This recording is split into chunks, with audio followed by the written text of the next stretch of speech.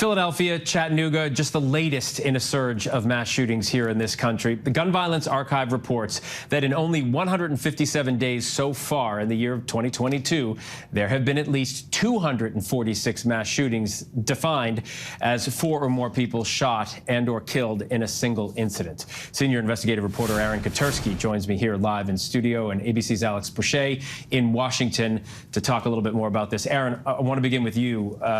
So much is talked about when something like Robb Elementary happens, or Newtown. But with all the other mass shootings, Janae was just talking about one, are we becoming desensitized to these? Until the violence hits home, perhaps, and then all of these communities end up enduring what communities before them endured, the same kind of pain, the same kind of heartache, the same kind of mass mourning. And I think it is causing Americans to think differently, perhaps. Even if the violence hasn't come to their community yet, parents start to think twice about where to let their kids, or whether they can leave their kids alone, or whether they can go off by themselves somewhere. And increasingly, Phil, it's happening in urban areas, in rural areas, in suburban communities. It's across all sorts of ethnicities, anywhere, all socioeconomic groups. So everyone at some point in America, the statistics suggest, is going to have to deal with this. We're already on the same pace as last year in terms of mass shootings, and that was a 66% increase from the prior year. When I was out in Uvalde, there was a woman who told us, a mom who told us, never thought it would happen here, and then when it happened here, I never thought it would happen to my child. So it goes to the sentiment you're talking about. Alex, lawmakers in Washington are under pressure to act. Our latest ABC News and Ipsos poll shows 70% of Americans say enacting laws to reduce gun violence should be a higher priority than protecting gun ownership. 70%, a bipartisan group of senators has been considering some measures like expanding background checks and red flag laws. Where do those negotiations stand?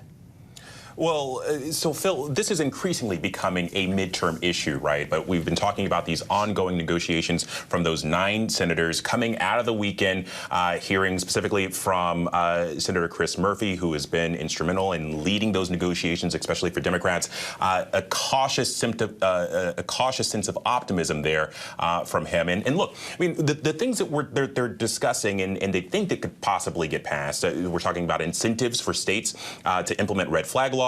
Also expanded background checks, and then something that was really important for a lot of Republicans, provisions for mental health and also school security. Those are areas that there could be some common ground, but notably some non-starters. A couple of the things that were mentioned by President Biden last week. We know that an all-out assault weapons ban is something that is not on the table, and also right now very unlikely is raising the age to purchase assault weapons from 18 to 21.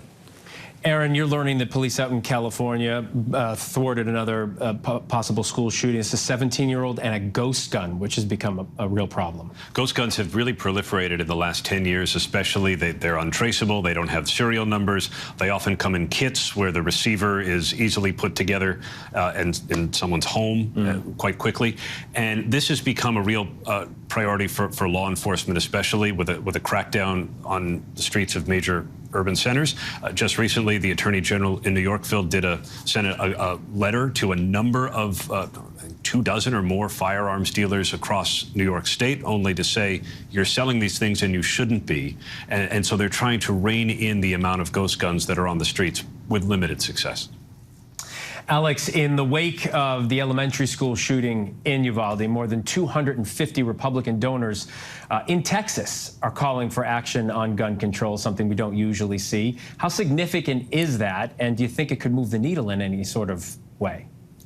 Well, Phil, I mean, I think it underscores the understanding that this is becoming a midterm issue, and you emphasize Texas, right? I mean, that is something of note in itself. That this open page ad, which was running in the Dallas Morning News on Sunday, to basically endorse the creation of red flag laws. Again, something that we've heard.